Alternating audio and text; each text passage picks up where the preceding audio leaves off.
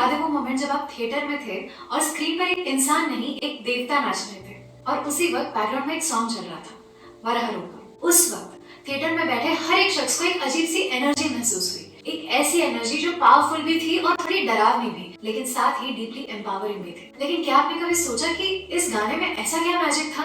Music director B Ajaneesh Loknath और singer Sai Vighnesh ने ऐसा क्या जादू किया इस म्यूजिक में? आज मैं आपको एक ऐसी दुनिया में ले जाना चाहती हूँ जहाँ पर संगीत सिर्फ एक एंटरटेनमेंट नहीं, एक स्पेल होता है। एक ऐसी दुनिया जहाँ रागों को गिरवी रखा जाता था, जहाँ कुछ धुनों को गाना श्राप माना जाता था।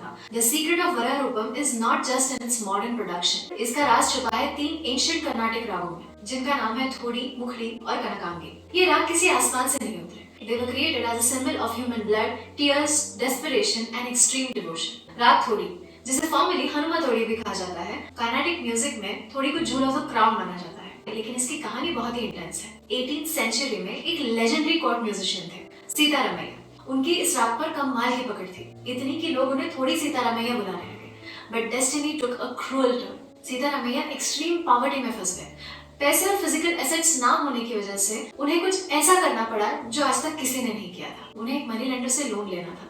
कोलैटरल यानी गिरवी रखने के लिए उन्होंने अपना राग थोड़ी गिरवी रख दिया। सीतारामैया साइंड एन एग्रीमेंट कि जब तक मैं तुम्हारा कर्ज नहीं चुका देता, मैं जिंदगी में कभी थोड़ी नहीं गाऊंगा। महीनों बीत गए, पूरी म्यूजिक कम्युनिटी निराश हो गई और जब ये खबर थंजुवर के राजा सराबोजी तक पहुंची तो इस खबर ने किंग को रेस्टलेस कर दिया, because the king could not bear a world where this raga was kept silent. That was the power of this raga. एक ऐसी धुन जिसके बिना एक राजा की दुनिया अधूरी हो जाती है। थोड़ी को गाना इतना मुश्किल है कि एक मिथ है कि इसके हेवी ऑसिलेटिंग माइक्रोटोन्स जिन्हें गमक कहते हैं, इन्हें गाते वक्त एक सिंगर का जॉ तक टूट सकता है। वराह रूपम को उसकी vibrant, jaw breaking, gravity defying foundation raga थोड़ी से मिलती है। It represents unyielding strength of a daiva. लेकिन स्ट्रेंथ तब तक पूरी नहीं होती जब तक उसमें वल्नरेबिलिटी ना हो, जब तक आप पूरी तरह से टूटकर खुद को डिवाइन के सामने सौंप ना दे। और यही काम कराती है हमारा दूसरा राग मुखड़ी।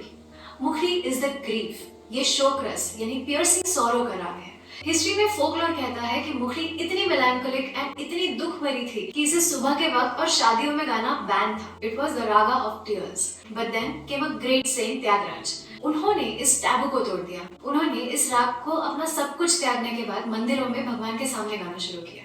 He made people realize कि जब एक भक्त, एक इंसान दुनिया से हार कर डिवाइन के सामने वल्नरेबल होता है, that is called as ultimate devotion. It was never about that rag. It was always about how it was sung. Kantara में जब भूताकोला डांस सीक्वेंस होता है, तब शिवा द प्रोटैगनिस्ट सिर्फ डर नहीं, वो अब एक डिवाइन पोजेशन से गुजर रहा होता है। टेरर, सॉरो और सरेंडर की लाइन ब्लर हो चुकी होती है। And that's when this rag comes into the picture, to subconsciously show the audience that in front of the divine, brokenness, vulnerability is our biggest strength. And now after surrendering to the divine, Varaha Rupam takes us to the supernatural realms. इस point पे ordinary दुनिया पीछे छूट जाती है। हम उस dimension में कदम रख देते हैं जहाँ सिर्फ फ्रीक्वेंसी है, एनर्जी है, और इस एनर्जी को अपने अंदर समाता है वराह रूपम का तीसरा और मोस्ट इम्पोर्टेंट राग, राग कनकांगी। कर्नाटिक म्यूजिक में 72 स्केल्स या मेल करता रागास का एक लॉजिकल मैथमेटिकल सिस्टम है। कनकांगी उस सिस्टम का राग नंबर 1 है। If Carnatic music was a morning, then this rag is the first ray of sunlight in that morning. It's an ancient mathematical spell embedded in music. Centuries तक composers कनकांगी से डरते थे। They treated it like a dead scale, क्योंकि कनकांगी एक विवादी राग था। विवाद यानी कॉन्फ्लिक्ट, आर्ग्यूमेंट। इस राग में नोट्स, स्वराज एक दूसरे के इतने करीब थे कि जब ये बजता था तो कानों में एक चुभन सी होने लगती थी, एक ईरीनेस आ जाता था। It sounded alien, raw and डिसोनेंट, और इसकी वजह से पुराने जमाने के सिंगर्स में एक सुपरस्टिशन फैल गया था। वो मानते थे कि इस कर्स राग को गाने से वोकल कॉर्ड्स बर्बाद हो जाते हैं और इसकी वजह से सिंगर्स की उम्र तक कम हो जाएगी। इसे संगीत का काला जादू माना जाता था। जब तक 18th सेंचुरी में लेजेंडरी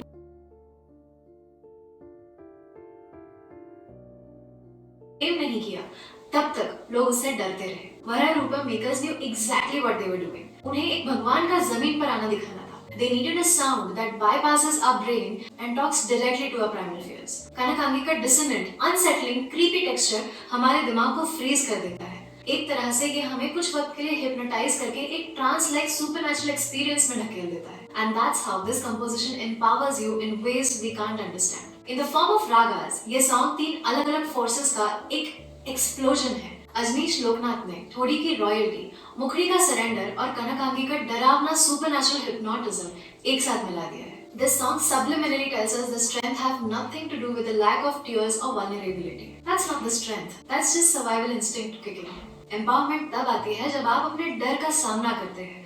एम्पावरमेंट तब आती है जब आप अपना ईगो छोड़कर पूरी तरह सरेंडर कर देते हैं. और जब आप सरेंडर करते हैं तब आपके अंदर आती है वो रूहानी ताकत, वो अनशेकेबल रॉयल्टी जो आपको जमीन से सीधा देवर की नजर में लाकर खड़ा कर देती है. सो द नेक्स्ट टाइम जब आप वराह रूपम सुने तो सिर्फ इंस्ट्रूमेंट्स मत सुनिएगा. सुनिएगा उस राजा के राज्य को जो सीतारमैया की धुन के बिना अधूरी थी. सुनिएगा त्यागराज की भक्ति को जिसने सबसे डरावने राग को सबसे डिवाइन बना दिया. और महसूस कीजिएगा कनकांगी की उस शुरुआत को. Music is not just sound, it's a portal, and in form of Varaha Rupam, it's the key to reach the God that resides within you.